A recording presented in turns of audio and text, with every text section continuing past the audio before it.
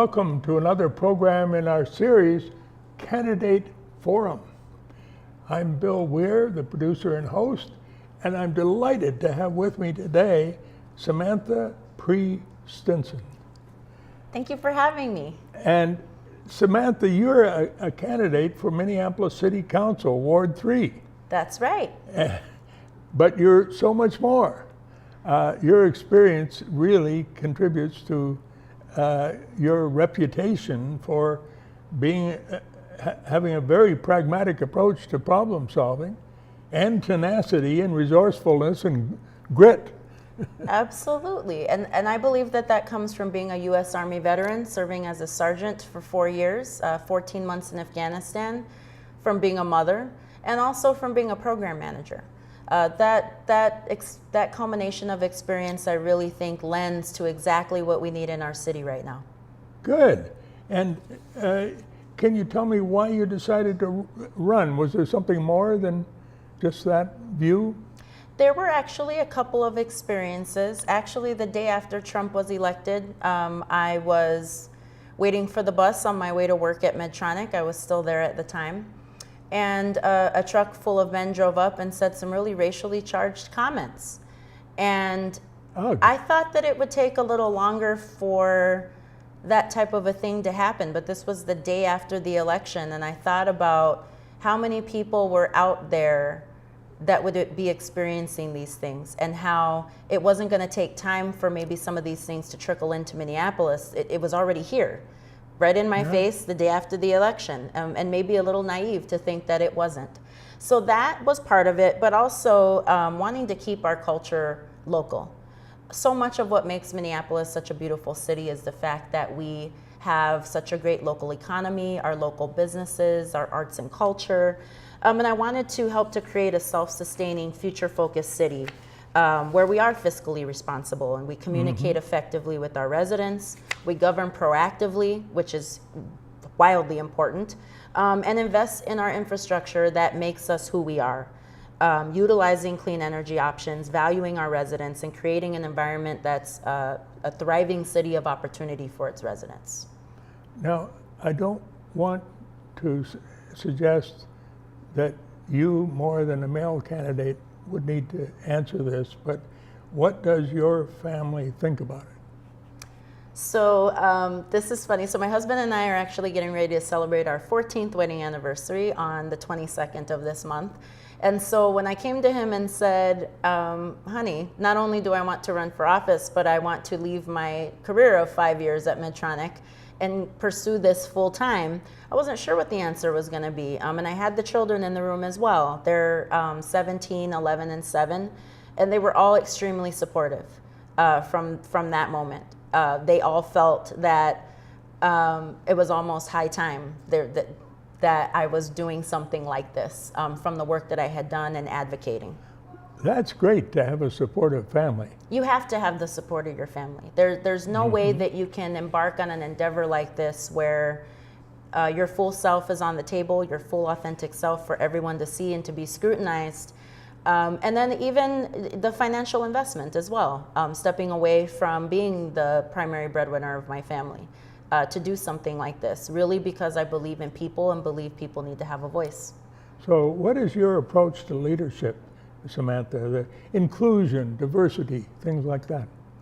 I like to approach every situation and conversation from a point of sameness. And I am very upfront with people to say that when we're having conversations, when we're working through problems, the goal is not to agree. The goal is to gain perspective, to determine what the commonalities are, because that's where you start the work. You start the work from a point of sameness. Because when you do that, when those differences come up, you're more apt to be able to want to work through them because you've established a relationship on how you relate to one another, than from going directly to where you know that you don't agree and the conversation literally goes nowhere. So I take that approach pretty much in everything that I do, in helping people to realize how much more we are the same than we are different. And from that space, how much we can accomplish together as a community and neighborhood. Tell us about the neighborhoods in the 3rd Ward. What makes them unique? So Ward 3 contains a large intersection of our city. We have big business with downtown. to include the riverfront by the US Stadium, the other side of the river where you have the Marcy Holmes neighborhood, where there's a lot of established families, homeowners, a lot of students because of the U of M in that area. Also, they're going through an identity, trying to figure out their identity right now, as a matter of fact, of what is their role in the city, what makes their neighborhood unique and distinct. We also have the neighborhoods of Sheridan and Bottineau, where there's a lot of young families that are moving to start their families. A lot of elderly folks in those neighborhoods, and a lot of generational families there that have been there for 4 or 5+ generations. The Beltrami neighborhood as well, and the North Loop, which used to be called the Warehouse District, which is moved away from being primarily only business to now being also very residential, very attractive to people that are snowbirds, but as well as millennials. So we have a real strong intersection within Ward 3 across all different kinds of people and identities. So it's a real vibrant piece of our city. And now Minneapolis seems to be in a state of crisis as it relates to housing, especially, every few years. And what has led to this disparity, and how can we fix it? So there's a few things. One of the things is we have to realize that as city leadership, we really are the agents of change. We're leading that change. And the false narrative that developers, if you put too much on their plate and have too many demands that they want to build here, that's just an excuse at best, as far as I'm concerned. And so we need stronger accountability when we're dealing with developers to say, this is what the needs of our residents in our city is, which happens to be 70,000 units that we need by the year 2024 if we're going to be able to service our residents. And with that, we need a balance across all different socioeconomic statuses so that everybody can have a place to live instead of our families, to include the generational ones, being pushed out. Those types of things, as well as variances, the way the ordinance is written to not allow for a variety of different types of housing, all of those types of things has led to the 2% vacancy rate that we see in Minneapolis right now. So, and the reason that the crisis, kind of with the chasing our tail, continues to occur is that people don't realize that there's expirations that happen with these developers when they come in, that the housing that is allotted to be affordable actually expires. Usually it's about 5 to 7 years. The A-Mill got a better deal with, I believe it was 13 years. But when those contracts expire, those rental units go up to market rate. So that's been a huge issue that we've seen in our city with this lack of accountability and making sure that what we build in as affordability is sustainable and it stays that way.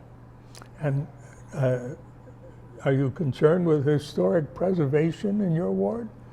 Absolutely. We, part of what makes Minneapolis Southeast and Northeast, part as Ward 3 is concerned, are the historic things that we have, such as the Stone Arch Bridge, which has a huge history going back to the flour mill days and getting supplies over the river. But even now, what it's become, that historic preservation. The riverfront itself is another thing.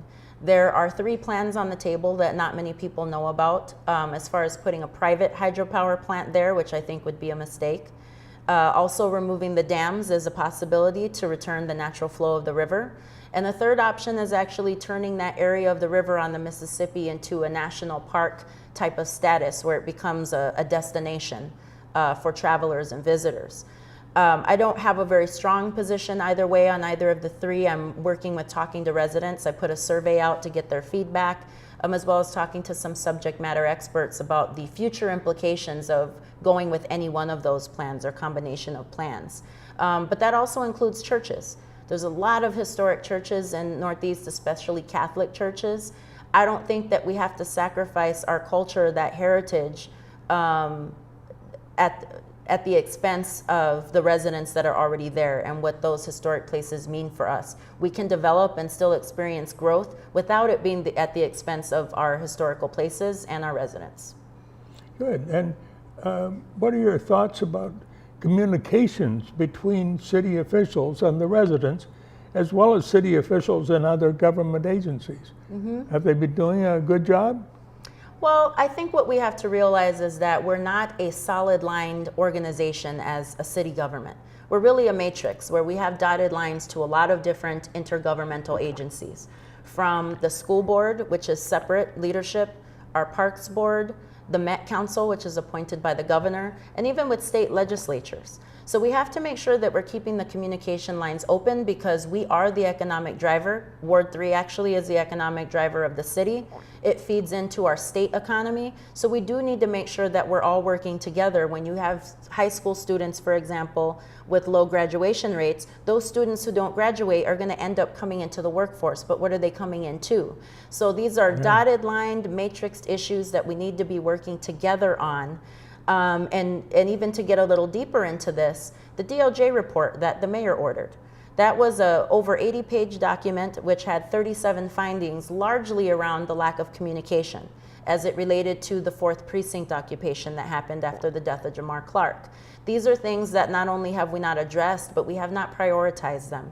So we really need to make sure that we have a strong focus on communication because that's how we're going to build up the trust back in our communities so that they trust in their government again and they understand that they're acting in their best interest. Now, there have been several issues around the city regarding safety. Has this been a concern in your ward? And what can be done to address this? I would say so, and I'd also like to point out that safety is beyond just the culture of policing as well, with the issues that we've seen with that. It's something that I've actually spoken quite extensively about on Democracy Now!, and I was also on RT America, as well as KFAI.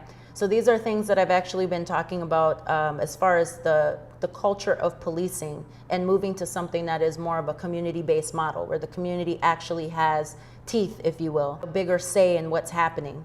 And how we react to certain situations. But beyond that even, it goes safety. Downtown, for example. Downtown primarily has nothing but bars. So you can expect that there's gonna be some safety issues that come with that, with drunkenness. And so emergency beacons, something simple. We have them on college campuses. They should be throughout our whole city. If there is something you're experiencing, you should be able to push that button and get assistance. And I would even go further to say that they should have outlets on them. When it's out late at night, this has been my case, my phone dies, maybe I want to call a car, a Lyft, or an Uber, and I can't do that. My phone is dead. So even just having outlets on those emergency beacons so that people can have access to their phones, I think that will add to help create a culture of safety. Just to plug in their power cord to... Yep, just a simple plug it in your power cord so that you can call for help or call a family member and say, I need you to come and pick me up. So there's a lot of very simple things that aren't very complicated and complex that we could be doing as a city to ensure that people are safe, and that comes from the environment. Rebranding and reinvesting in what our downtown actually looks like.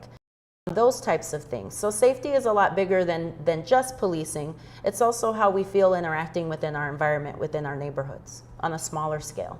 Now, the riverfront in your ward is so popular and to develop. And are there any opportunities on the horizon? Do you have a position on them? So as I was discussing before, as far as the potential for removing the dam, potentially making it a national parks type of status, or building a hydro plant there, our sister ward over north, just down the river, there is a development that is being discussed as far as between a private company, private property management company, and the owner of First Avenue, along with the city, to build an amphitheater. So that is a piece of development. Even though it's not exactly within our ward, it will affect us because of the riverfront. Indeed. We've seen a lot of development starting to happen on Marshall, Marshall Street, which has primarily been an industrial area, a lot of green space there as well. But we just need to make sure that we are being careful and cautious, because we have been operating under a mindset, in my opinion, as far as development, of who we want to attract to come here, instead of worrying about retaining who's already here and meeting their needs. So we need to make sure that there is a balance, because yes, there are people that live in a higher socioeconomic status, but we know that 42% of our residents make less than $35,000 a year. So they should have a place to call home and a place that they can go out and experience everything the city has to offer, from parks, schools, and everything else. So with those types of developments, we just need to make sure that we keep in mind that we don't want to gentrify an area and put up a lot of hotels, and fancy buildings that most people can't afford because we're worried about attracting people here. Our city is attractive. We don't have to do so much work in bringing more people in. We need to change our focus and shift gears to start retaining who we have and making sure that they have vibrancy and opportunities as well. So what are some of the environmental health challenges of the city?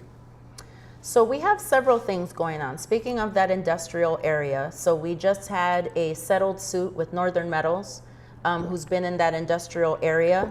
It's caused issues for North and Northeast Minneapolis because of the radius effect of pollution. So we have things like the strong smell of gaff from asphalt. We've seen an increase in cancer cases along Lowry. In that area that was a primary zone of area of effect. We've also seen general respiratory issues and asthma on the rise. So we need to make sure that those dollars that were paid out really as restitution, if you will, to the city, we need to make sure that those dollars stay within the affected communities and that we put together a community health program, because we definitely need to monitor these things and find out if they're related to those environmental issues. So that we make sure that our residents, speaking of safety again, are safe, that they're healthy, and that they're getting the dollars they need to be able to maintain their health, due really to our neglect in allowing these industrial companies to dump. There's been many signs, don't dump on Northeast. All of these types of things that had contributed to these issues that we see with people's health, and then also the environmental issues with soil and water and air quality. Now, let's talk about Nicollet Mall. What prospects do you see with the completion of construction there? So many people have probably seen the signs substantially completed November 2017. This has been a very large undertaking for the city, and I think we need to start with lessons learned. It's easy to, in hindsight, to judge something that you weren't a part of, but just from a program management perspective, it probably would have been better if we would have done a phased approach, because what we saw with that Nicollet Mall undertaking, which still isn't completed, is that we saw businesses get displaced. Many businesses on Nicollet Mall shut down, from Barnes & Noble, Macy's being empty now. There was a Sports Authority that came and went. On Hennepin at one time, we had a Block E, which was kind of family focused, that shut down, and we saw a Mayo Clinic go up in its place. So we need to be careful that we have an opportunity really to reinvest in and rebrand our downtown and add things beyond bars, so that there's things for families that can bring it in, highlighting our arts and culture. Something they have at the Minnesota State Fair, the International Bazaar. It'd be wonderful to have a night market that has food stalls and cultural things for sale, artistry. These are all things that we can be doing within our city to add vibrancy to downtown and really change the dynamic of what downtown is. So I'm really excited about the possibilities that we have to partner with our communities and bring something different to downtown that we haven't seen before. Now, we have about 9 minutes left, so I hope we can cover the ground. What does green and clean mean to you? Green and clean. So another opportunity for our city to include downtown when we're talking about these things. Urban agriculture is huge. There's many people that have farms right in their homes, where they're growing things. Chickens were recently allowed in an ordinance. There's a big push to now allow goats, which I am in support of. They eat weeds, they take care of grass. The production of milk, there's a lot of people that make soaps and different things, different artisans around the city. So there's a real chance with supporting our urban agriculture, not only to create some bartering systems between folks, but also from an environmental standpoint to really make a difference and help to improve air quality and soil quality. Green alleyways, instead of just kind of dirty alleys that cars tend to speed down, we have some opportunities there.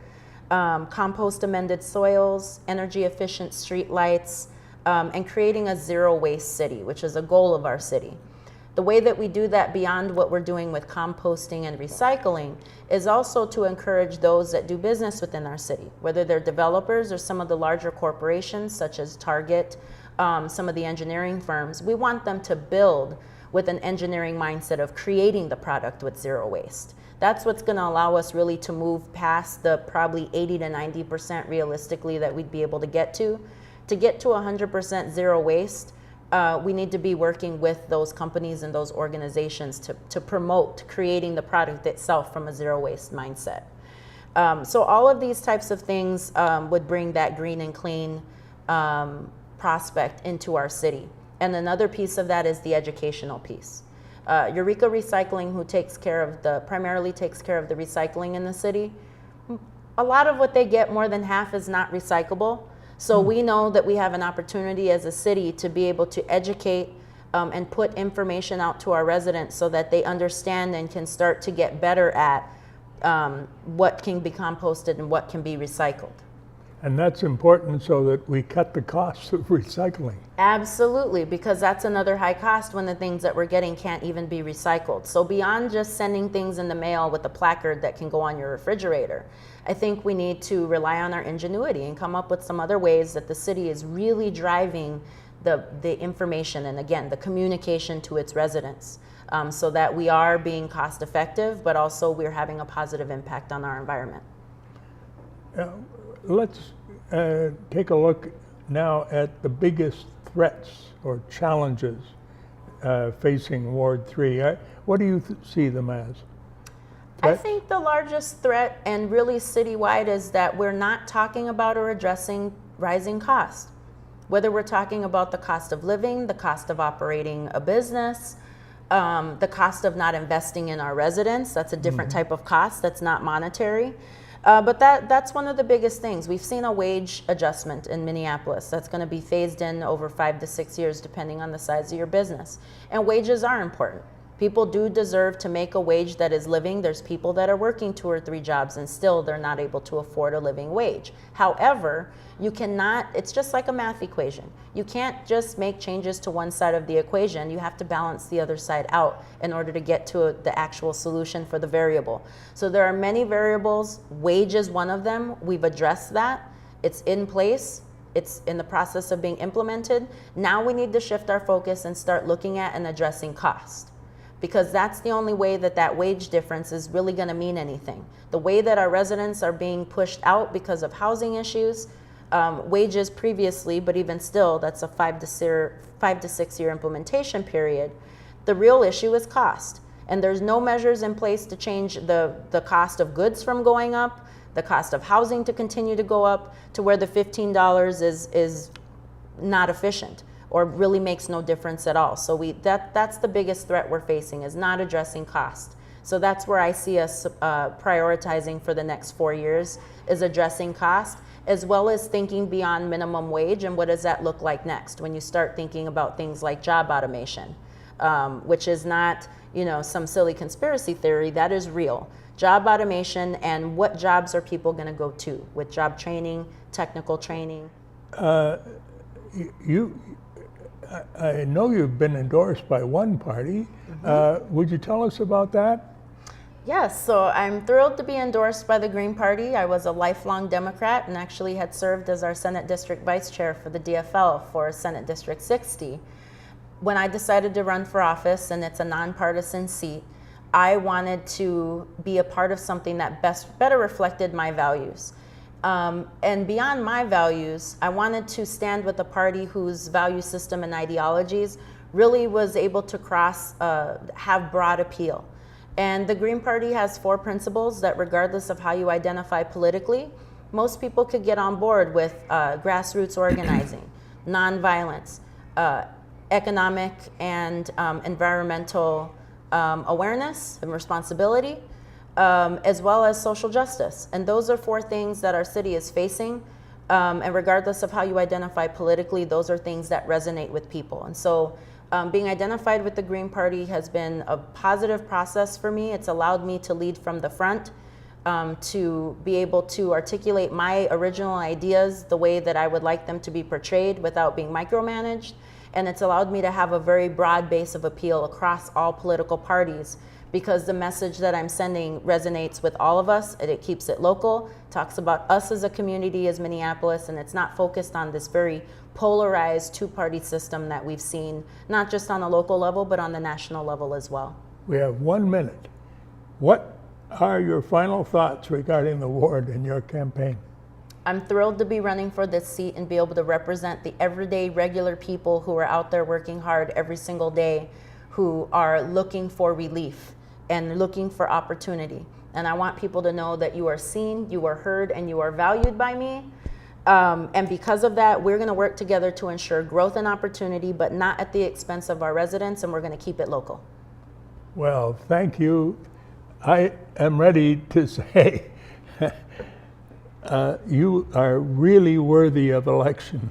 Thank you very much. Outstanding as a candidate for City Council.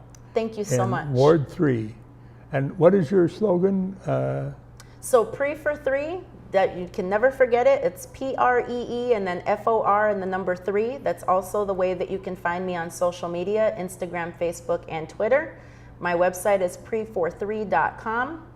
And we just put out our event calendar. So every place that I'm going to be from here until the election, it is a public Google Calendar that you can access and save your dates. Thank you. Thank you.